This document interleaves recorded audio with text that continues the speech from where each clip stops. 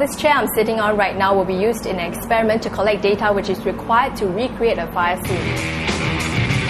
In less than 10 minutes, the chair is burnt to ashes.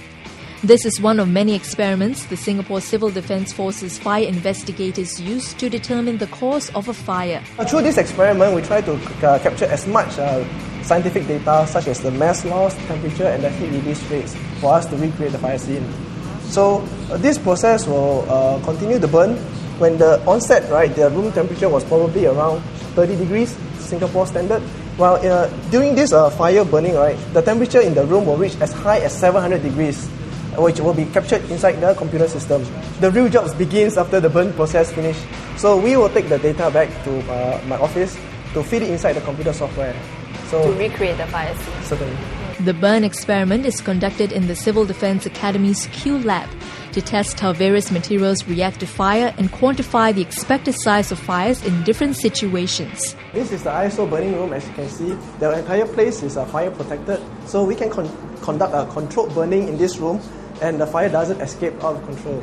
Now, in this room, we will have instrumentations all around us, such as the weighing scale. It measures the mass loss during the actual burning process.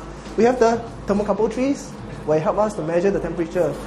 When will this kind of experiments be used? This kind of experiment is very specialized and will only be applied to very major cases. How does this help in the fire investigation? For fire investigation, there are always many hypotheses. The situation arises when the people doesn't escape in time. So fire modeling helps us to verify what are the circumstances that overcome the person's escape, such as whether the smoke screen is too thick and he may not be visible to see the escape stairways for his safety.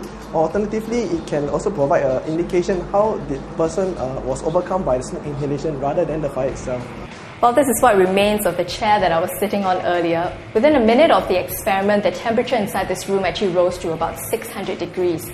Right now it has cooled down to about 60 degrees, but I can still feel the heat around me and the lingering burning smell. This room is one of two facilities the SCDF uses to collect data for further investigation.